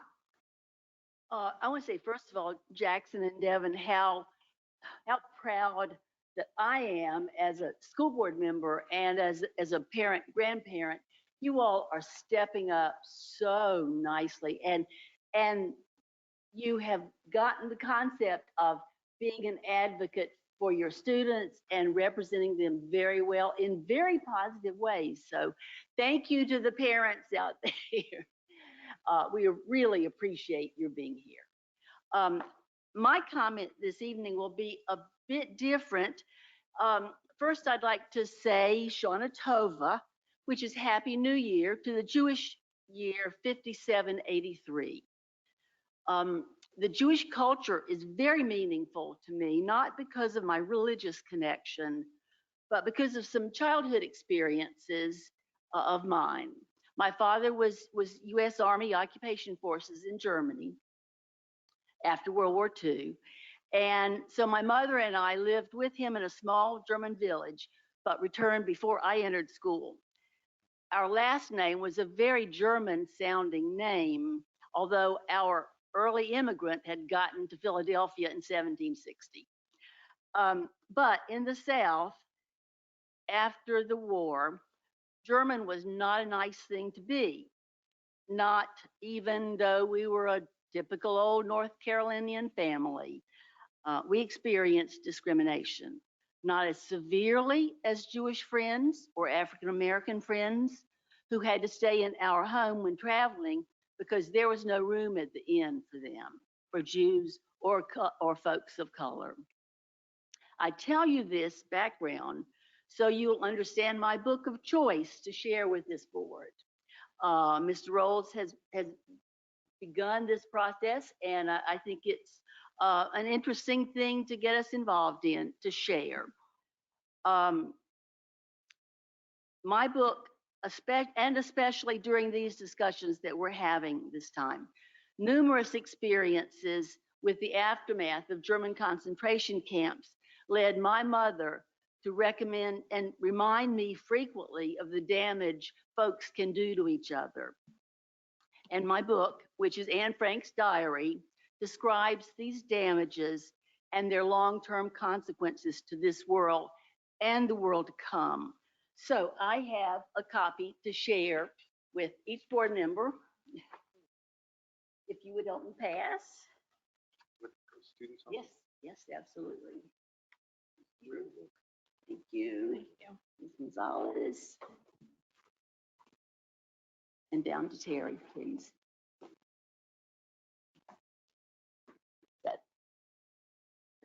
You have, Is that it? Dr. Boyd, you want? Dr. Boyd, yes, yes, yes, of course. All right. Again, Shana Tova, which is Happy New Year, and we hope it's the beginning of a happy and good new year. And I guess my request in this is that may this history be learned and not repeated. Thank you, ma'am. Thank you, Ms. Hawk. Dr. Cutright. Thank you, Madam Chair. Ms. Hawk, I would have chosen this book as well because my students read this book many, many times when I taught 7th grade literature. And also I had Holocaust survivors come to the classroom and teach students about what actually happened. And it really made the learning authentic. So with that being said, I would like to thank the Silston Elementary School for the Pledge of Allegiance. And I attended something different this past week. I attended the STEM event on September the 14th for King George Elementary Schools. And students learned about protecting people from safety hazards. Students learn about hands-on projects. They use science, technology, engineering, and mathematic concepts. And there'll be another program next week. So I would highly recommend that to students. In addition, like my colleagues, I also attended the King George High School homecoming game, and it was great to see the Foxes win the game against James Monroe High School. And I noticed exceptional sportsmanship with the football players, the students, the staff, and the community, and that's not always seen. And last but not least, I'd like to point out that the accreditation results came out last week, or I should say this week, and I'd like to congratulate King George County Schools with full accreditations. And according to the Freelance Star, not every school in this area accomplished full accreditation. And we need to continue to ensure that we have high quality teachers, as we always say, for academic achievement in literacy and mathematics. Thank you, Madam Chair. Thank you, Dr. Cutright. Mr. Rolls. Well, I want to thank the Roar Squad for coming and doing the allegiance with us. It's great to hear from them, the neat things that are going on over at Sealston. And I'll also say thank you to our student representatives for sharing. I'll echo that you guys are doing a great job. And Jackson, I want to comment on, thank you for bringing the information about the AP tests. I didn't quite catch the second one you mentioned, so I would like to follow up with you afterwards. I'm interested in what you have to say about that. And then Diary of Anne Frank, thank you, Ms. Hawk, for participating with that. It's definitely an excellent book, and I recently purchased one to read with my middle school daughter, a book that they're calling the Chinese version of the Diary of Anne Frank, so I haven't quite gotten through it yet. But so my books, I did kind of present a little more lengthy presentation. We'll see how much I get through here. But as I mentioned before, my two books were Fahrenheit 451 and 1984. And I think that reading great books is so important to our solid education because they make us, they help us to think more deeply and live more fully. And so Fahrenheit 451 was written in 1953, similar to Diary of Anne Frank. It's after World War II. Obviously, it's a very traumatic time in our history that we don't want to repeat. So the title refers to the temperature at which books burn, paper burns, because if you've not read the book, it's the protagonist is Guy Montag, who's a fireman, whose job is to start fires rather than to put them out, and they're burning books, sometimes with people still in the house that the books are in. It's a world where the books are outlawed by the totalitarian government that wants to dumb people down to make them more controllable. That's why they're burning the books. And I first read this book in the 90s, and it in 1984 really stuck with me. But then I actually happened to read it again 5 years ago, and I was shocked about how much jumped out at me and how much more I saw there than I remember being there. How maybe when I first read the book, it seemed like so much of it was so outlandish. I'm so glad that'll never happen. That's just not relevant at all. Even like maybe it's just kind of laughable. But one such passage that hit me that, I mean, I just didn't see it all first time, and I hesitate a little bit even to read it because it might be possibly potentially upsetting to some folks. But like I said, as far as thinking more deeply, sometimes it requires wrestling with some tough things. It's just one example of lots of things you might see in the book that pop out at you like never before. So there was Guy Montag. He was talking to his next door neighbor, 17-year-old Clarissa, and she was describing why she didn't like to go to school. And she said, "I'm afraid of children my own age." So again, like this is a dystopian future, which is, it still seems hyperbolic, but less crazy than maybe it read when I read it in the 90s. She said, "I'm afraid of children my own age. They kill each other. Did you always used to be that way? My uncle says no. 6 of my friends have been shot in the last year alone. 10 of them died in car wrecks. I'm afraid of them, and they don't like me because I'm afraid. My uncle says his grandfather remembered when children didn't kill each other. That was a long time ago when things were different. They believed in responsibility." My uncle says, "Do you know I'm responsible? I was spanked when I needed it years ago. I do all the shopping and housekeeping by hand." And so you read that, and you're like, what in the world did he see back in the 50s that made him even think to write that? So that certainly reads a lot differently now, post-Columbine, than reading in the 90s when I read it. And just thought, I probably didn't even notice that. I just thought, that's crazy. So obviously, there aren't many kids who think about that daily like Clarissa did. Nevertheless, it's obviously it reads a lot different now than it did before. But yeah, thinking about what did he see? I'm not gonna try to answer that directly, but some hints that the author drops in the book is to like how he sees that dystopian society being arrived at. Is Clarissa, for instance, she's just a very insightful, observant kid, but she's described in school as being strange and antisocial because she wasn't good at going to school and simply being told what to think. Instead, she wanted to think and discuss ideas. But they call that antisocial because in school they wanted them to just sit and watch videos and be talked at all day, told what to think. Meanwhile, the adults would go to their jobs, work all day to be able to pay for these wall-sized TVs, and then just rush home to watch them. So Clarissa and her family were the exception, where they would stay up at night and talk and laugh all night long. But then eventually, since they were so different, they just disappeared. No one knew what happened to them. And in this world, few people walked anymore. They only sped everywhere, not really caring who or what they hit. In short, community and embrace of basic humanity was missing as people allowed themselves to be turned into automatons and slaves of technology and government. So I gotta say, on that point, I'm very thankful for King George and the community that we have here. It's important for so many different reasons. And so like I said, that was just one thing. I'm not gonna try to cover a bunch of the book, but again, I encourage you, if you've never read it or if you haven't read it in the last decade or so, read it again. I think you'll see a lot more than you ever saw before. 1984 is similar in that saw a lot more there. When I read it first, it seemed like it just wasn't possible. And a case in point with that is it showed a kind of technology that allowed a surveillance state that, again, we just didn't have that kind of technology to watch what everybody was doing. But it's possible today, as we see looking at China, they have hundreds of millions of cameras in their cities watching people with, got facial recognition software on them. They know where the people are all the time. And most of those people carry around cell phones as we do. And the Chinese government is very good at tracking through that.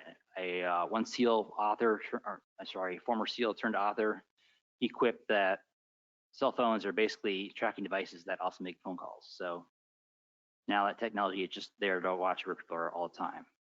And so it's just a question of whether, who's going to stop them if they want to use it, and whether there's like an educated, principled electorate to stand in their way, for instance.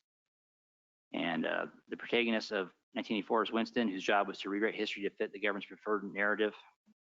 But then he comes to hate the government or their control over the people, but then finds, unfortunately, that it's really hard to fight against an entrenched authoritarian government. It's so much easier to stop it before it gets entrenched. So to Ms. Hawk's point, these books, 1984 and Fahrenheit 51, written late 40s, early 50s, are in the aftermath of World War II, and then trying to teach us and warn us about the tactics that the Nazis and communists used. So 1984, just the only thing I'll say about that is it gives us terminology to call out the kind of lies that were used to deceive people and lead to the death of so many. Terms like doublethink, saying the opposite of what they really mean, such as they say war is peace, freedom is slavery, ignorance is strength. It's all just to disorient people. I get the idea of thought police, where we're not allowed to have free speech anymore. Just we'll tell you what to think. If you think the wrong thing, you're gonna get in trouble. Big Brother's watching, so that's the surveillance state. But don't worry about it because it's Big Brother. He's out there to look out for you. And besides, you don't have anything to hide, do you? And they also love the idea of the Orwellian memory hole. They get rid of history they don't like. And an example now is you look at Communist China, Tiananmen Square. Your everyday Chinaman doesn't even know that Tiananmen Square massacre ever happened in '89. And Newspeak redefining words to make them say what they want them to say, getting rid of words. The dictionary gets smaller every year just so that people get dumbed down. They don't even have the words to articulate what they want to speak about anymore. And there's the concept that truth is relative. 2 + 2 doesn't equal 4. It just equals whatever the state wants it to equal. So again, in the aftermath of these are written in the aftermath of World War II. Well, 2 world wars, and we lost tens of millions in those. If that wasn't bad enough, what was even worse is the totalitarian state that survived, the communist governments that, by estimates, have killed 100 to 200 million people. And that was them killing their own people, not other countries. Those are people who they said, trust us, we'll make you equal, make you prosperous, and they used that power to massacre their own people. And the point is that these books are precious. Education is a precious gift of accumulating knowledge, of wisdom of the generations that have gone before. We're not really any smarter than the humans who've gone before us, millennia before us. We just have the benefit of all that they've learned, and we've gotten to cheat out their notes. And so it would be outrage if we fell prey to these same lies that worked before. I mean, they were novel before, so it's understandable how some people fell prey to them, but now we don't have an excuse. We have books like these to learn from and build a better world. And to that, and I got just 2 quotes. Cicero said, "Not to know what happened before one was born is to always be a child." And the first president that I'm old enough to remember was Ronald Reagan. He said, freedom is never more than 1 generation away from extinction. So we didn't pass it to our children in the bloodstream. It must be fought for, protected, and handed on for them to do the same. Or one day we will spend our sunset years telling our children and our children's children what it was once like in the United States where men were free.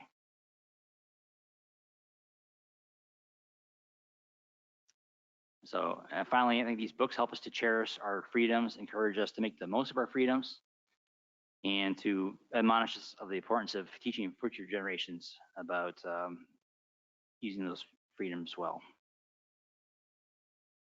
And to realize that freedom is something to be treasured, and it's not to assume that freedom is the norm rather than the historical outlier that it is. We're truly gifted to have what we have here in America. So I read both these books in school, and I'm glad they're in the curriculum here at King George.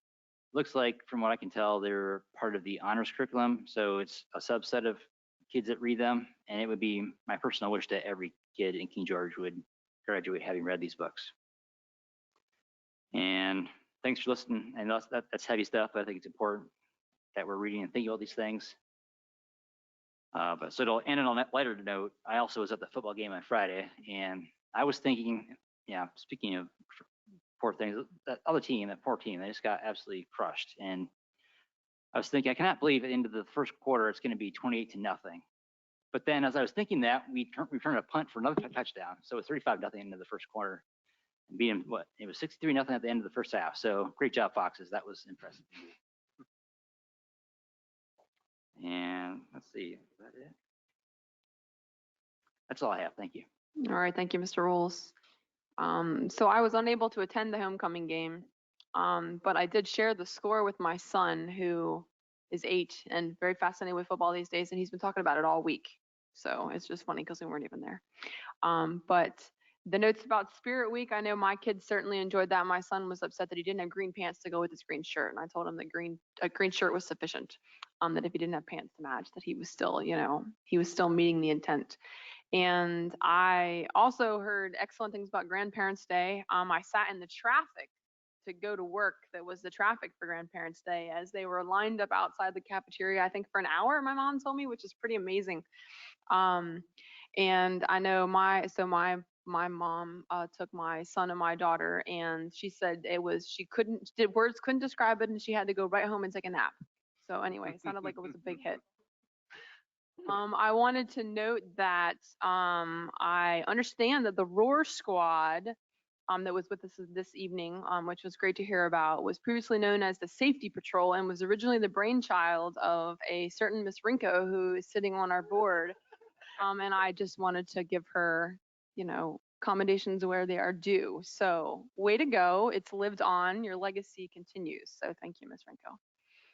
And so on the book, our little book club book report thing, which I thank you for Mr. Rolls for bringing up. I certainly like hearing about books that mean things to other folks. And I have not read Fahrenheit 451, but I should, and I look forward to it. Anne Frank, certainly an excellent book that I haven't read in quite some time. And so I forgot to bring my book with me, but I've been thinking about this for a couple weeks, right? Which one I would highlight. And so a couple that came to mind. So from a historical standpoint, which I guess is kind of the theme up here, right? So a couple that entered two I'll comment on, and then one that is the one I decided. So I recently read Bury My Heart at Wounded Knee, which is about the documented account of the systematic destruction of American Indians during the second half of the 19th century. Which is just like a soul-crushing book to read, but an excellent read, right? That really makes you think about the history of this country. Ordinary Men, the Reserve Police Battalion 101 and the Final Solution in Poland is an account of an ordinary reserve police battalion in Poland. They were not, not members of the Third Reich. They were ordinary men, family men living in Poland who ended up being. They were like, I guess, kind of like, the equivalent of being drafted into the Third Reich, and they went from being regular citizens to murderers of Jewish families and children. And it just the mechanisms of the human mind and the human dynamic that can allow that to happen when we're not paying attention, right, is part of the theme. Another excellent read, horror, not an uplifting one. But so as I fast forward, right, there's a lot of history that's excellent to read about, and certainly we don't want to repeat history, but there are a lot of good books written about issues of today, which I also take interest in. And one that I recently read, I got it last year for Christmas, and I read it over Christmas break before I went back to work, was my goal. Is a book called So You Want to Talk About Race, which is a book written in response to the complex reality of today's racial landscape, from white privilege to systemic discrimination and the Black Lives Matter movement. It's written by Ijeoma Oluwa, who is a mixed race woman. She was raised by a single white mother in difficult economic circumstances and a single mother to 2 mixed race sons from a young age. So she has experienced firsthand many of the race struggles she describes in the book. And so while I know there are many books out there that discuss race, where her book differs is that she explicitly raises questions and provides talking points and counter arguments for both people of color and white people. So this book, I highly encourage anyone to read it. It's a good book for white or Black or any color reader in between. If you are white, right, it makes you see the nuances of racism that you're probably not aware of, including within yourself, your loved ones, your coworkers. If you're a person of color, it will give you ways to respond calmly, rationally, and intelligently, even when dealing with the well-meaning, I'm not racist friend or coworker. And so just hearing some of the other feedback on the other books, right, talking about freedom and what it means and how we've gotten here, I think it's important to remember that even to this day, even though we are well ahead of where this country was in decades and centuries past, not all Americans still have the same freedoms as others. And I think it's important to not lose sight of that. So that's my book that I have to offer this evening. So on that note, do we have a motion to go into closed session? Pursuant to State Code Section 2.2-3711.A.1, for the purpose of discussion, consideration of prospective candidates for employment, assignment, substitute, stipends, and resignations of employees of the school board, I move that we enter closed meeting. Second. All in favor, say aye. Aye. Chair votes aye. We're now in closed session.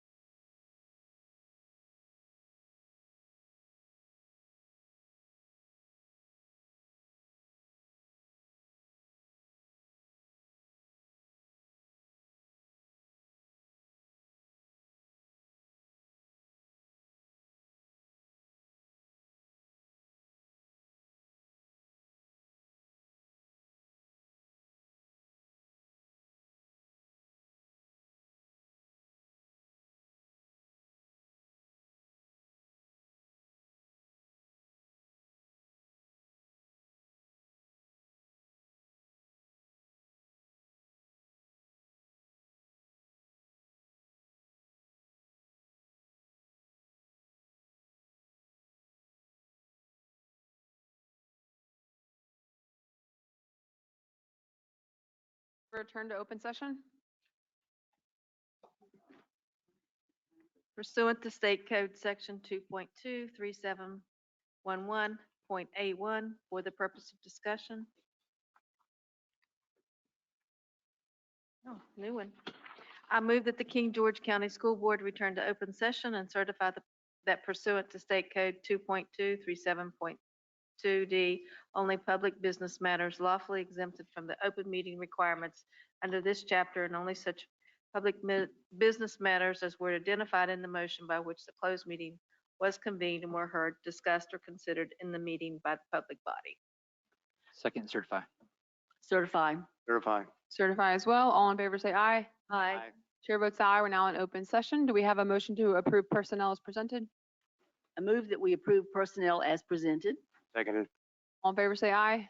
Aye. Chair votes aye. Motion carries. Do we have a motion to adjourn? So move. Second. All in favor say aye. Aye. Chair votes aye. We are now adjourned.